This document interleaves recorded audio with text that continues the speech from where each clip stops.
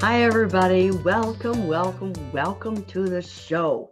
So today we're talking all about past lives. How do you know you've even had one? Well, I'm here to tell you, you've probably had many, many. It's very common to bring past life influences into today's life. And the reason why we do that is because we're continuing our soul growth from one life to the next. So hopefully we catch on and we get better, we learn things, we become more smart, we're more loving, more kind, and we just become a better self. We become a better part of ourself each incarnation. Yeah. So I've talked about karma and reincarnation many times in the past, but this one's a little bit different because I'd like to give you different signs, and there's quite a few of them that I'm sure you'll recognize because there's no other rhyme or reason for it. Like, why do you have likes and why do you have dislikes? And, why can you sing and why don't you like beats? And, just weird things like that, right? So that's what we're going to be discussing today. So welcome to the show. I'm excited to have you on. I am streaming live on Facebook. I am not, however, watching the Facebook live stream. So if you'd like to chime in, you'd be more than welcome. Or maybe I will chime in. Who knows? You never know.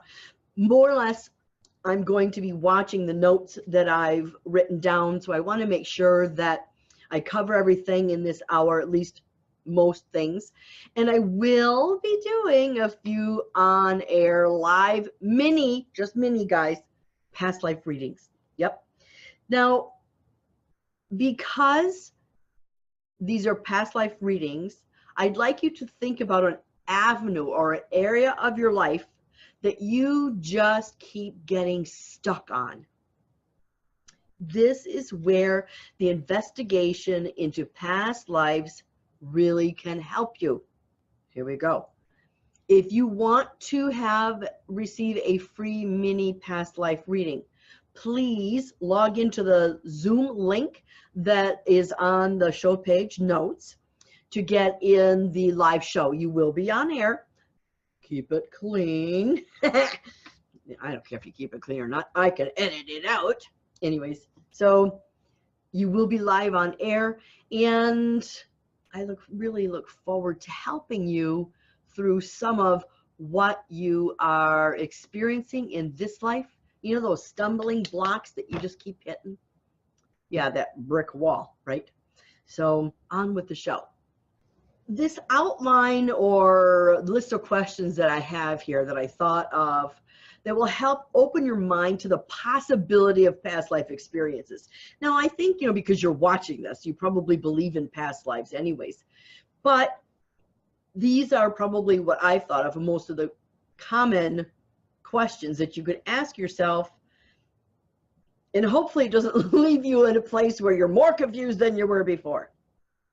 I don't think it will, because I will go into maybe some personal experiences that can help give example. The first thing that probably everybody, well, most everybody, can relate to are dreams. Dreams of places, faraway lands, dreams of homes that are very, very explicit, very detailed, right? Now, it doesn't have to be fancy schmancy homes. It can be huts. It could be a teepee. It could be an igloo, for gosh sakes. But if there's much detail in these places, it can definitely be a past life memory. And because you are the spirit in your dream state, you are that spirit person. Remember, we're always, that's our natural state, honestly.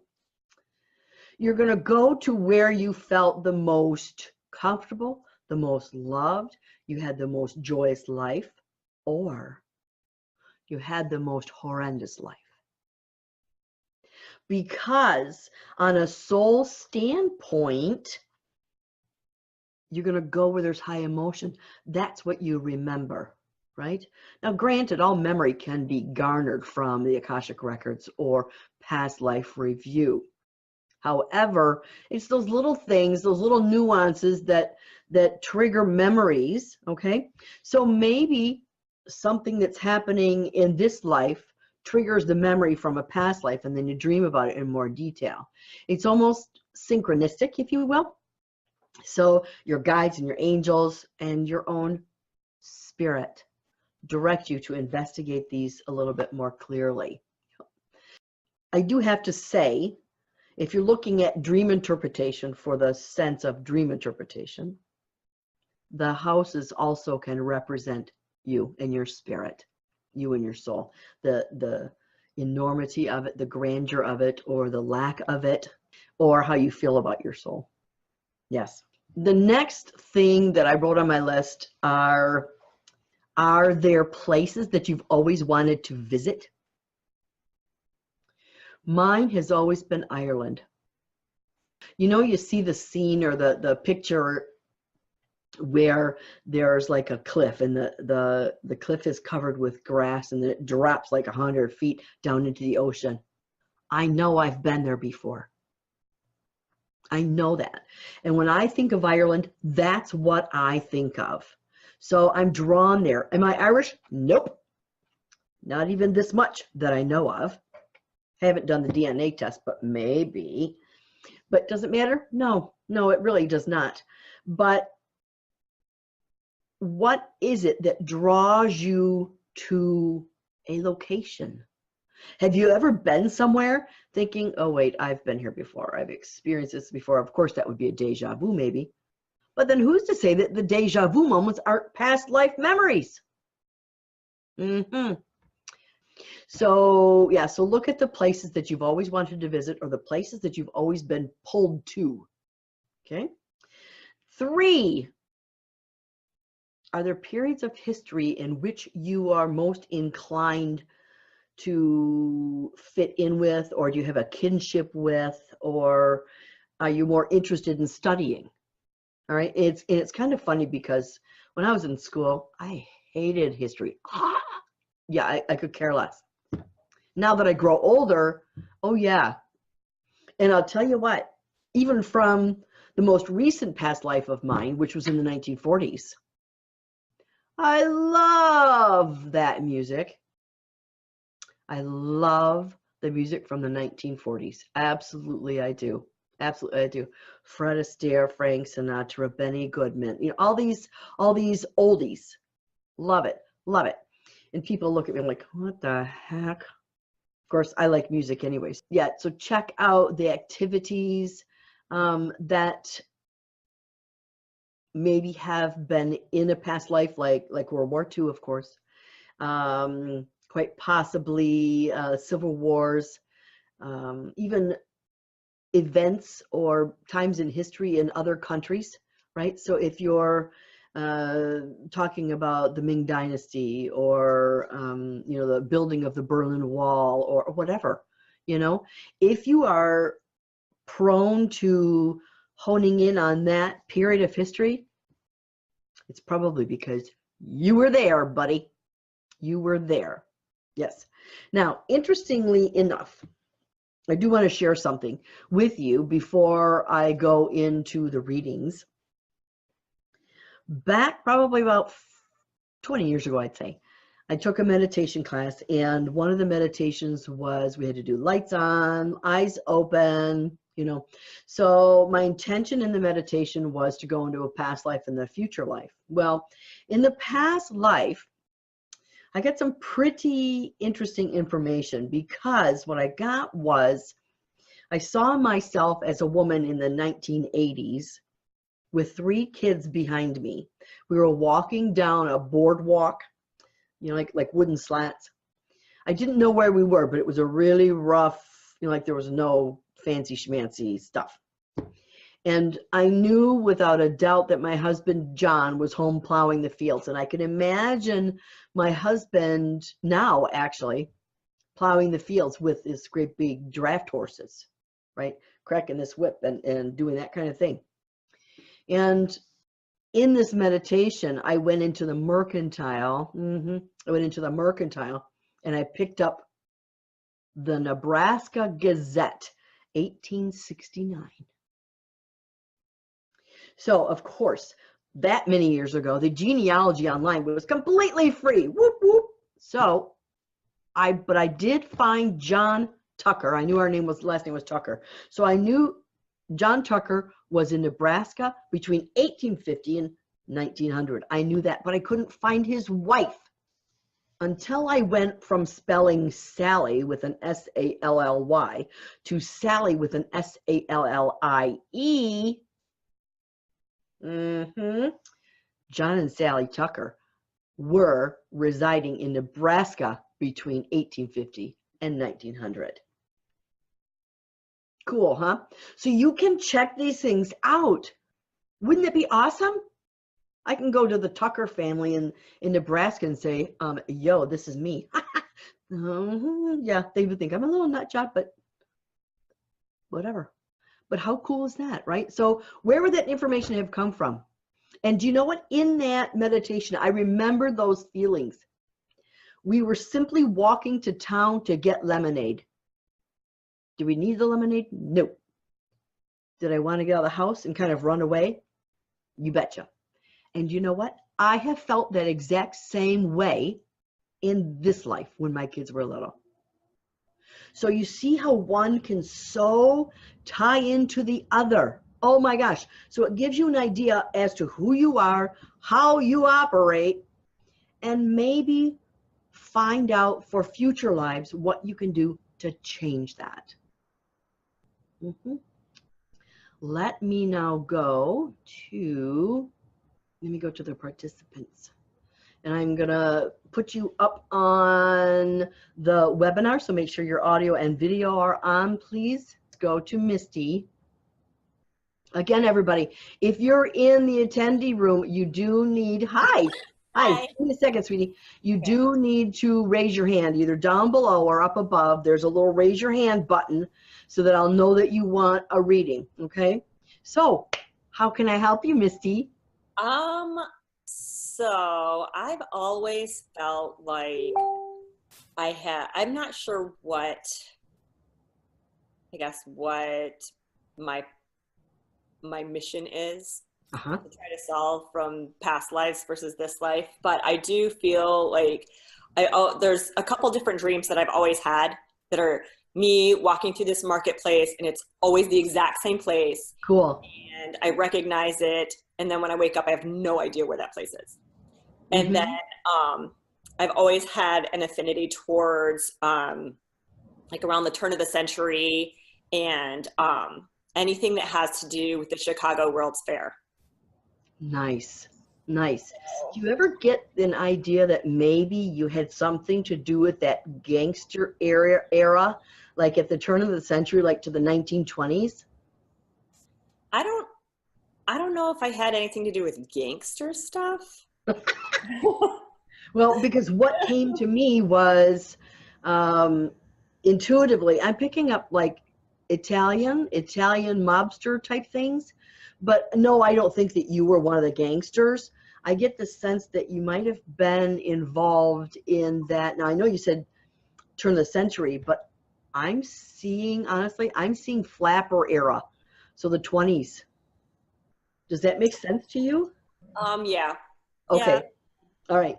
Because one of the things, and it doesn't mean that you are a flapper. It simply tells me that that's what era you're in. Now, what's interesting too is because I got a sense that you were actually some kind of healer, so probably a nurse or something like that, right?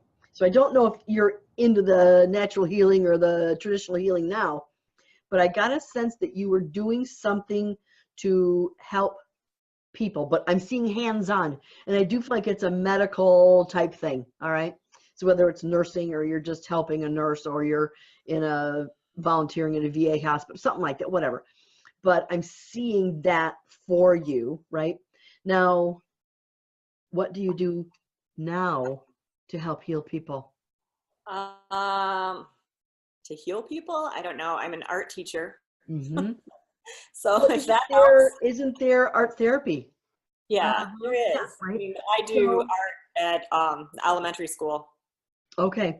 So healing doesn't have to come in the form of medicine, as you are aware, all right? Can be that your art therapy, whether you're teaching art therapy in professionally, or you're teaching people to use art in a way where they can find peace and calm and not just use their creativity, Right. right? So it could be, it probably is, this is what you're here for, is to help other people see the beauty, but by allowing themselves to use their creative mind. Of course, the beauty's in the eye of the beholder, but it's still beautiful, right? So whether you're working on mental health, physical health, emotional health, I really think that that's what you're here for. So there's a greater purpose here. I think right now your job as an art teacher is simply a means to get you into a place where you will be when you're older. Okay? I really do. Because I feel like you can tap into that knowledge that you have, that gift that you have, and help other people. Okay. So, nice. Very good. Thanks a lot for chiming in, sweetie. Thank you. All right. You're welcome. You're welcome. So I'm going to put her back to attendee. So yes, people. So again, if you want a free media reading, please raise your hand up above, down below. So what are some of the activities that you always liked to watch or participate in, or that you really hated? Right? I always, when I was a kid, and well, I still do, I like things that are creative, whether it's painting, drawing, crocheting, knit. No, I suck at knitting. Forget that one. I almost said knitting. But painting and crocheting, sewing, cooking, these have always been ways for me to express myself. So yeah, there could also be inclinations there or natural gifts there from past lives, just like you guys. Just like you guys, right? So the same thing holds true. If you're lousy at creativity, but you're a super brain when it comes to business or medicine or marketing or whatever, you've obviously done it in a past life. Because you see, these are the things that really spark your interest. And aren't those the things it seems like you're just naturally good at? Yeah. So discount the times where you think, oh, that is too much bother for me to look at. I will let somebody else do that. But your passion is still there. Your interest is still there, right? So there is a difference, okay? Next, are there any areas of the country that you feel negative about? Again, whether it's the US or any place in the world, is there any place that you feel really negative about? Now, I want you to keep politics out of that, which is difficult, I know, for some.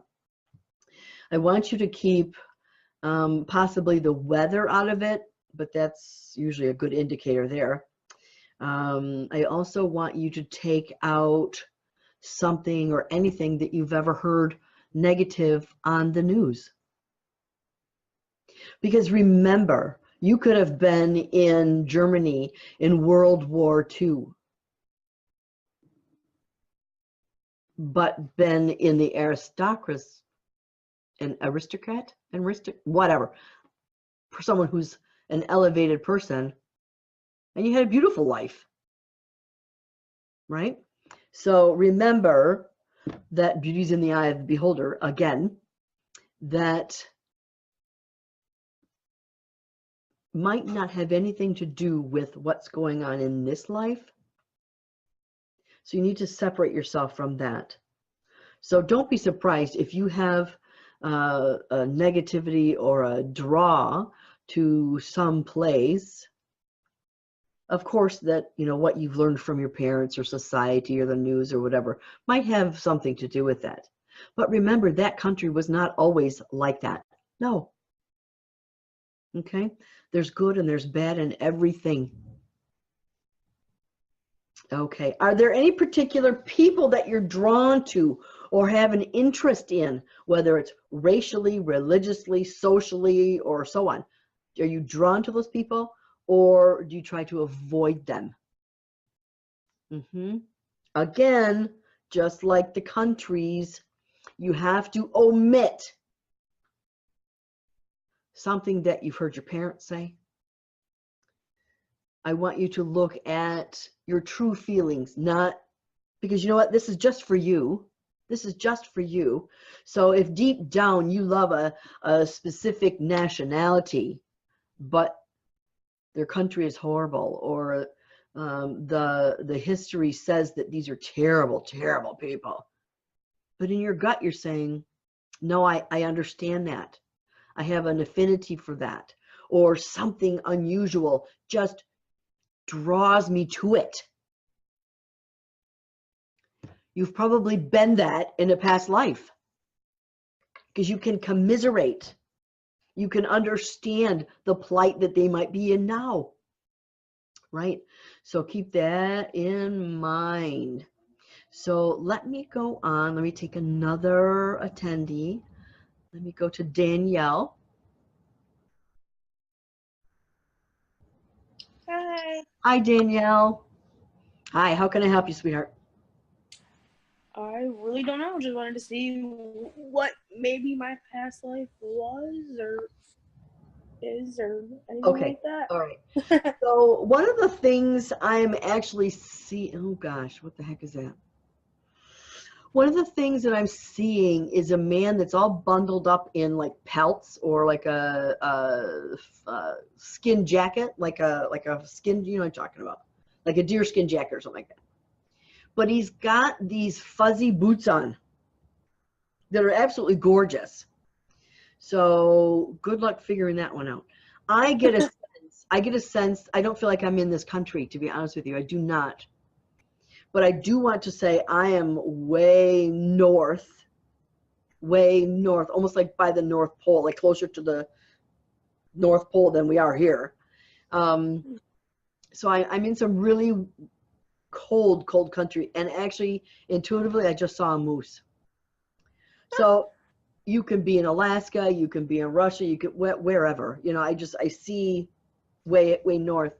Now, one of the things that I'm picking up about this, and this is, pardon me, the man isn't actually here. It's my intuition projecting this. All right. So this is how I do a reading, because I use my intuition in the projection from spirit. Now, one of the things that I'm picking up about that is your ability, or the necessity, for you to fight for what you want, or for you to fight for what you need in this lifetime. The past life there has shown you that everything that is worthwhile, you're going to work for, right? It's not going to come to you with ease, but with some planning and preparation, you can survive just fine. Just fine. Because one of the things that I'm picking up, honestly, Danielle, is the fact that, you know, the hunter, and I'm seeing like fish, like big fish, maybe salmon or something like this. I don't know, big fish. And I'm seeing this moose. The thing is, I see you preserving all of this. I see you packing the fish in what looks like salt. It's got to be, it's not snow, it's salt. So you're preserving this. So in other words, you're working hard for what you want, but you know what you've got to do to survive. Mm-hmm. Sound familiar with what's going on here? Yeah. Yeah. You know what you got to do, and you'll do it, right? And of course, with the modern conveniences, it's not as difficult as it was. Thank God. Mm-hmm. But you have what you need, and you know if you need something, you have to work to go get it. You just have, and it might be as simple as getting up off the couch. You know what I mean? So, yeah. And you know how to preserve what you have, right? So I love that. I really love that. So, wow, that's pretty cool. So it tells of your strength. Instead of weaknesses, it tells of your strength, your fortitude. And I love that. I love that. So God bless you, sweetie. Thanks for tuning in. Thank you. Oh, you're welcome. Bye, Danielle. Bye. All right, kids. Let me go right back into another. I'm going to promote Dawn to panelist.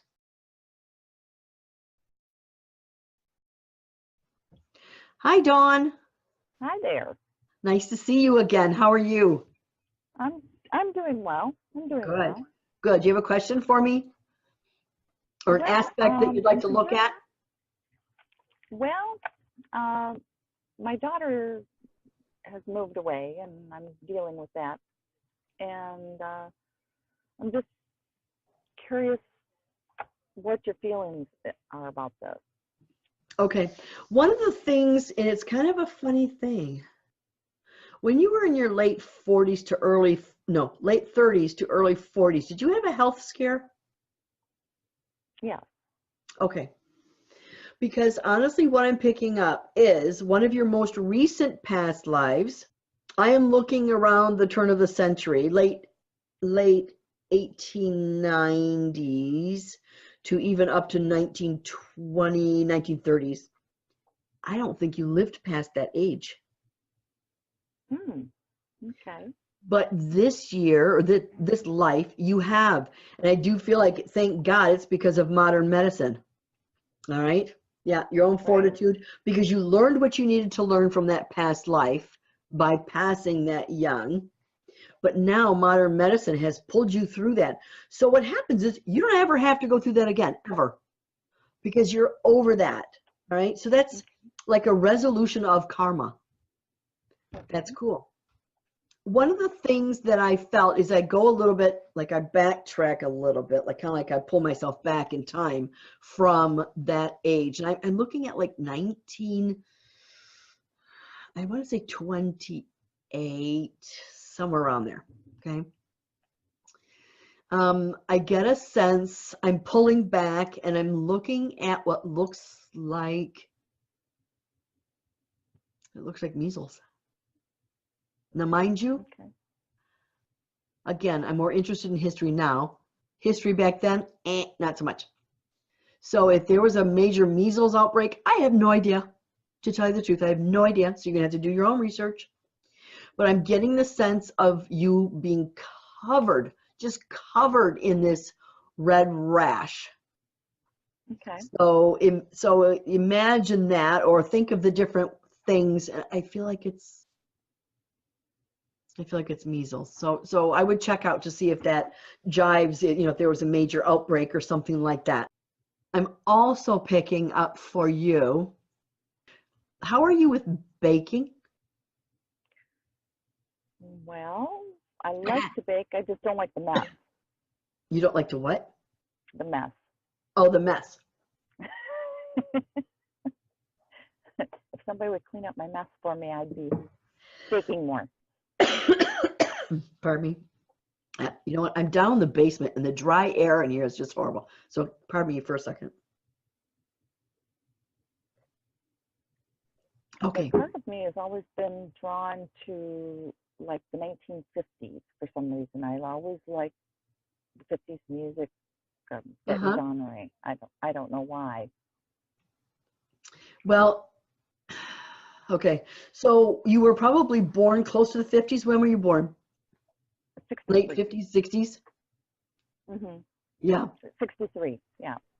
Okay, so one of the things that I found through doing past life readings is, and mind you, this isn't always the case, but I'd say probably 80 to 90% of the time, we usually have a 20 to 40 year jump in reincarnation. Now keep in mind, on the other side, that's nothing. That's like a blink of an eye.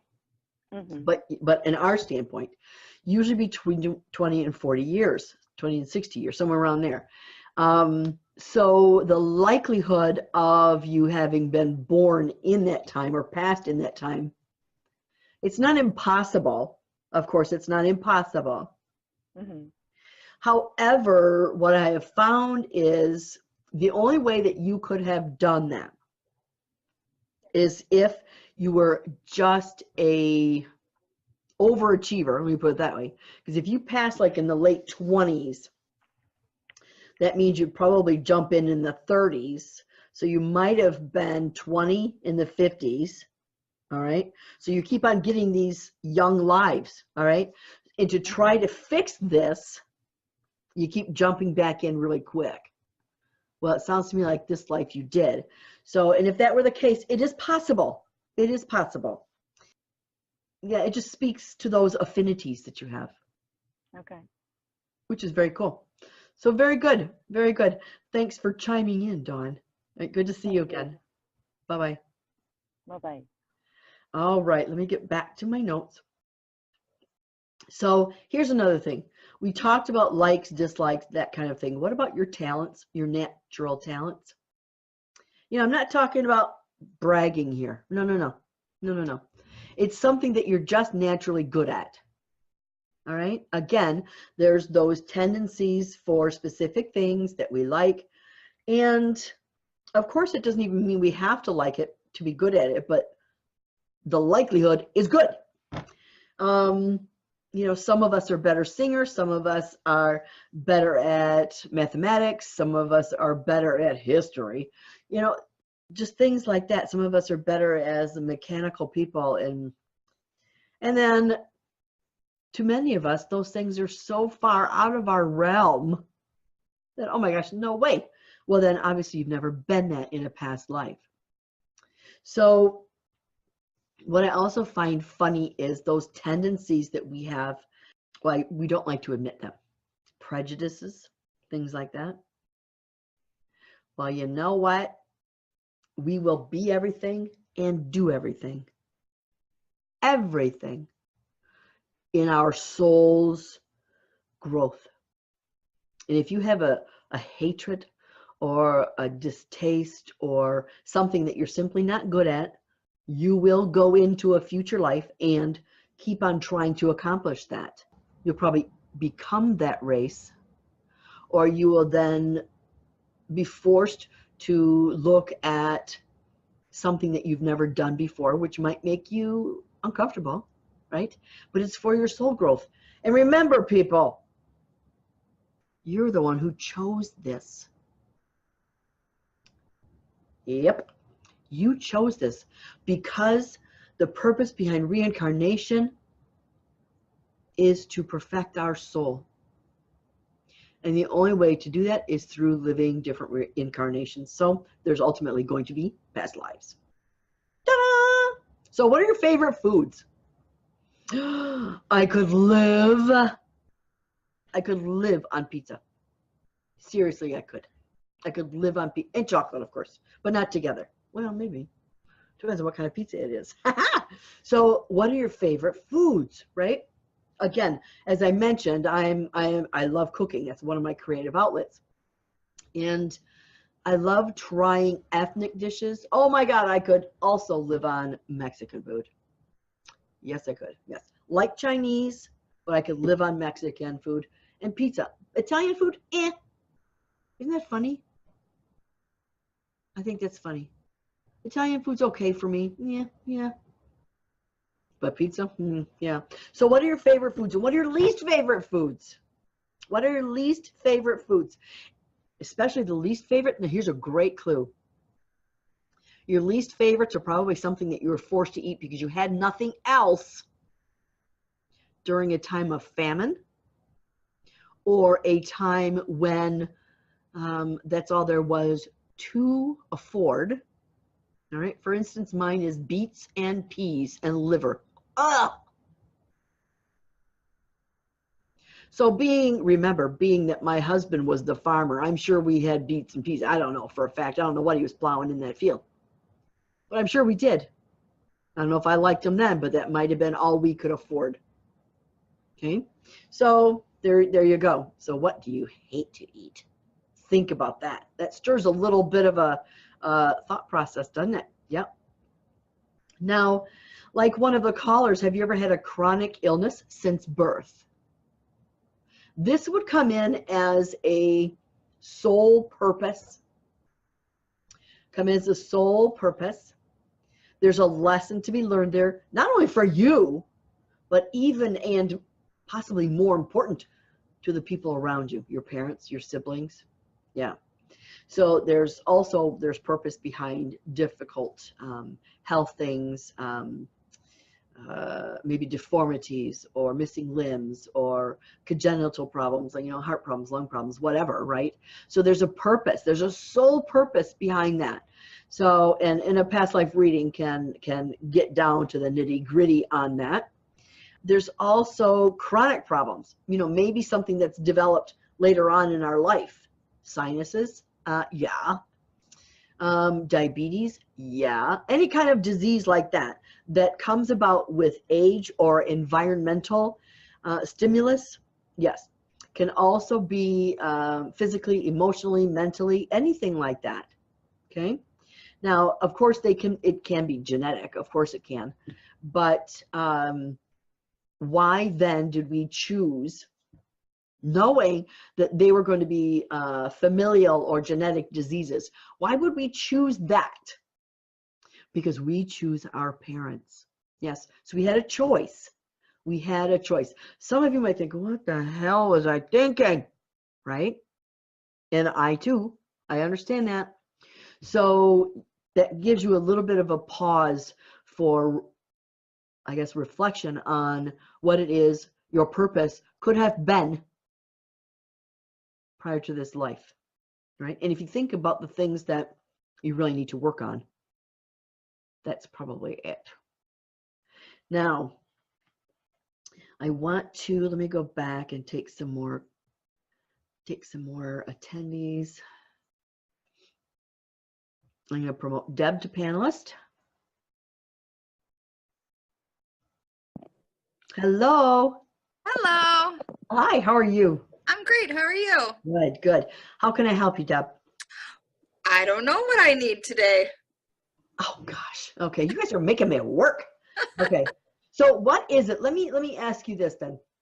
What is it that you've always found was your proverbial brick wall? I guess oh, that's a tough one. Relationship, probably with family member. Okay. All right. So one of the things that happens with family members, or even close people around you, whether it's a work situation or what have you, when we have sticking points, you can bet your bibby that it's from a past life, or the situation was from a past life.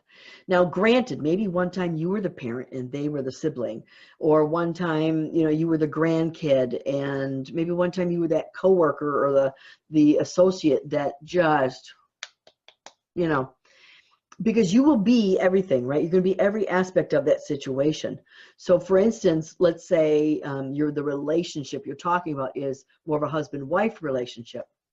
So at one point you're going to be the wife, another life you'll be the husband, another life you might be the child, another life you might be the parent. So in other words, if you think of a ball, you're going to be all these different little spokes coming off of that, right? So you'll understand from a soul standpoint all the different nuances involved in the relationship. Now, in this lifetime, if you're still facing those relationship issues, it could very well be, and it probably is, that you've decided to come into this life or come into this family or this situation, obviously to try to heal this, okay? But if they're not on board, they're not on board. All right? Could it also be that you're here in this lifetime to try to assist others or fix others or make their life easier, that type of thing? All right? But if they're not willing to participate or come together 50-50 or even 60-40, 70-30, it's like you're hitting your head against the brick wall. So your purpose is there. Now, all you can do in that kind of situation is stay your course. Keep doing what you're doing.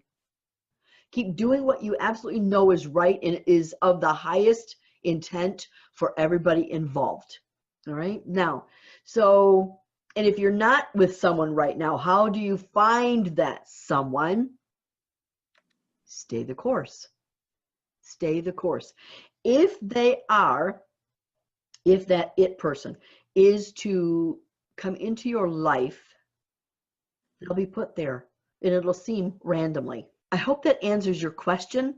I know that it's not an easy answer where I could say, well, you know, one of those things, it would be great, but it's not, unfortunately, because in this type of situation, you're not the only one who's involved. Yeah. Whenever you're dealing with anyone for anything, you can only do or deal with and become all that you can, right? You cannot control someone else, unfortunately. Wouldn't that be nice? But you cannot. So, God, honey, Deb, I wish you luck. Thank God you. bless you, and hang in there, kiddo. Thank you. You're welcome, dear. So let's talk about deja vu. I have deja vu all the time. So there's a couple theories here with the deja vu, and the one that you're going to see is it's an experience of recognizing a scene or a feeling. Like the house. Like, have I seen the house before? Or it's something that's just kind of like oddly familiar, but you can't put your finger on. Right? Now, one of the theories is in the spiritual community, metaphysical community, whatever, is that we live multiple lives at the same time. And I've actually heard up to 12. Why someone picked 12 out of a hat, I have no idea, but that's one of the theories. So are you, through the act of deja vu, are you picking up something from a past life, which is absolutely possible? Are you, however, and if the theory is correct, are you then picking up information from another life that you're simultaneously living?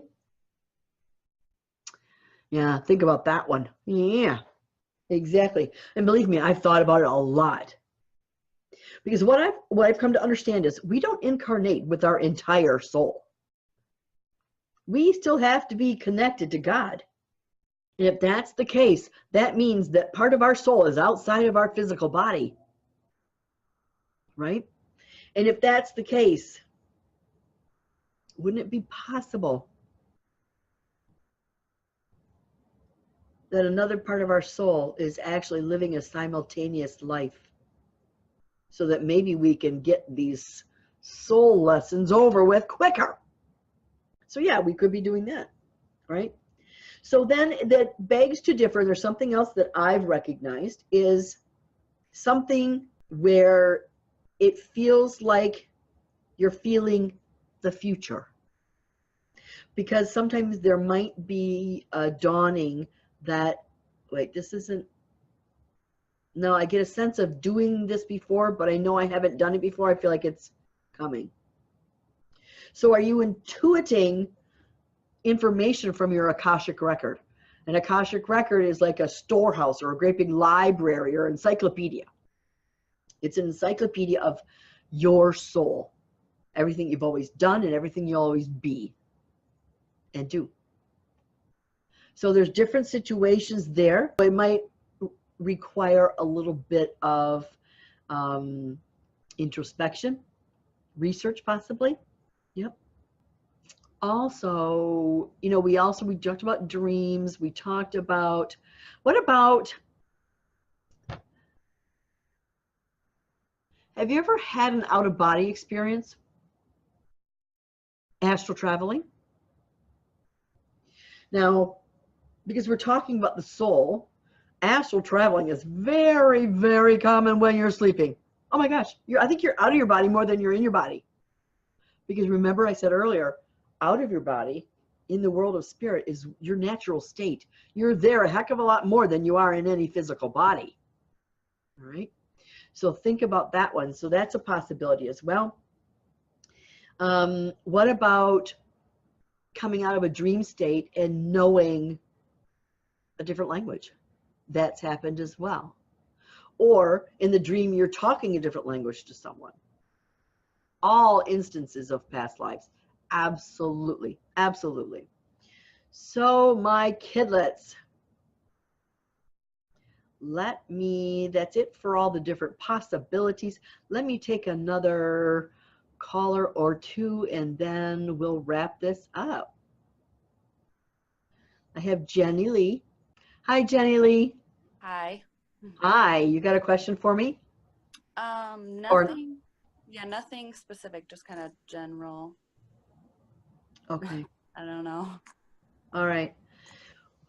One of the things that I'm seeing, are you a redhead? No. Because one of the things I'm seeing looks like, oh my gosh, this has got to be, and you know, I do want to preface this with saying that the past life that comes up is the one that most influences today. Now, especially for women, a big part of our lives is all about serving others. And I saw, this is actually kind of funny. I saw you as this redhead and your hair's like pulled up in this Xingan, I believe they were called. Gosh, back in the, I want to say late 1800s, maybe mid 1800s, 1850 to 1890, somewhere around there. I want to say earlier. One of the things that I did notice, honestly, I think you were a barmaid. Okay. Because I'm seeing you with what looks like, and I don't know if they had metal, I'm sure they did, but I'm seeing what looks like wooden mugs. All right, that's what it looks like. One of the things that I'm picking up is you did that, you were in that position. I think that you are a single mom. Right? I think that you were a single mom. Now, would any of that make sense today? No, not really. Okay, good. Good. Then like the previous caller, that karma is done. That karma is done. So you won't have to keep on reliving that. Now, so you might not have to be the sole breadwinner, taking care of kids, if you will. You also may not have to work your fingers to the bone. Because another aspect that I'm seeing from that past life of yours seems to be I'm seeing you like on your hands and knees scrubbing wood floors with like bristle brushes, like horse brushes, it looks like. Yeah, the big scrub brushes. I'm seeing that as well. Now, I'm also looking at you always yearning. I feel like, you know, you did what you had to do, of course. But I get a sense of you're always yearning for something more, like a different life, if you will. And that there is really a good indicator that you had, at that point, had already had multiple lives. But you seem to keep on getting stuck in this, you know, I have to do this difficult work where, like physically difficult, physically draining, taxing. And I don't know if I'm always appreciated for it. All right. And if that's the case now, then what you need to look at is that sense of self-respect, the self-judgment, I guess, the self-appreciation is the biggest. So I leave that with you, sweetheart. Thank you. You're very welcome. You're very welcome. Thank you. Let me take one more. Let me go back to Michelle. Maybe she's figured out how to do her little thing. There she is. Hi. Hi. Hi. I'm glad you got it figured out. Amy. So, how can I help you, sweetie? Well, when you were talking about different foods and stuff, I love the smell of vegetables cooking. I love the smell of seafood cooking. I can't eat it for anything. Isn't that funny? Yeah, it drives me crazy. My husband laughs at me. He's like, "What do you mean it smells good? You can't stand it."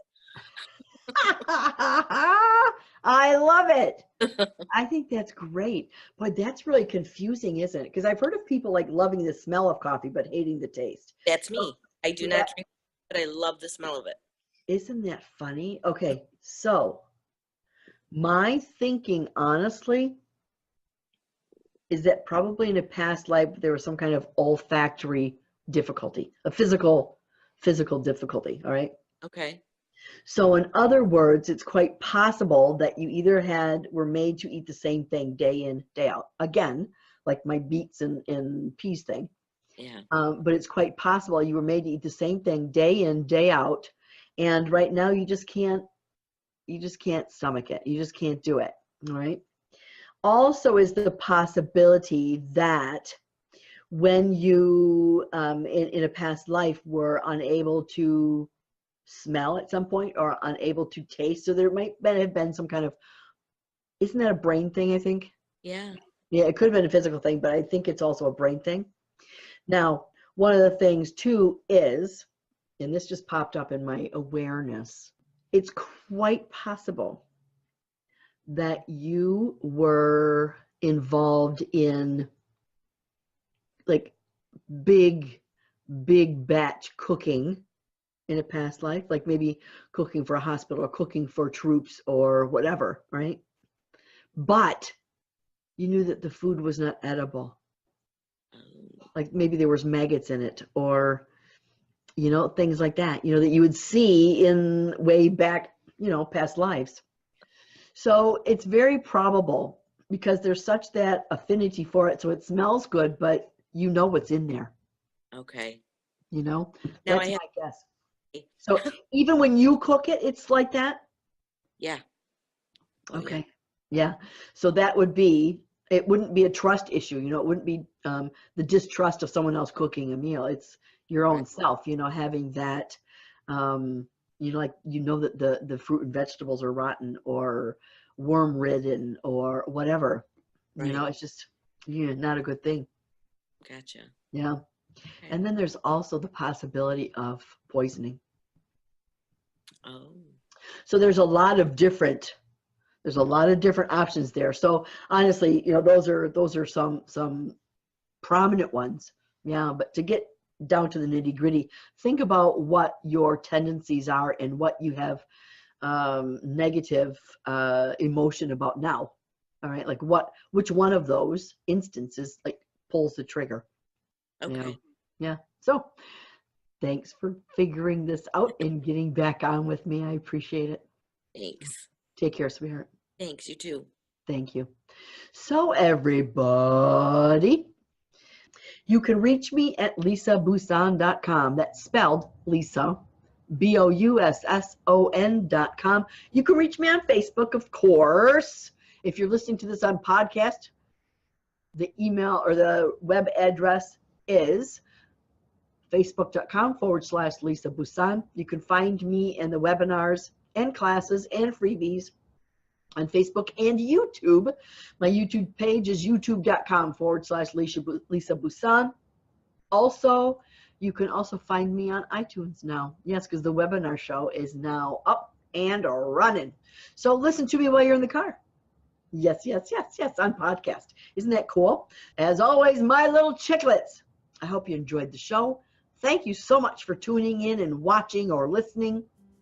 And until next week, may you seek the divine, be the divine, and you'll reap the divine. God bless.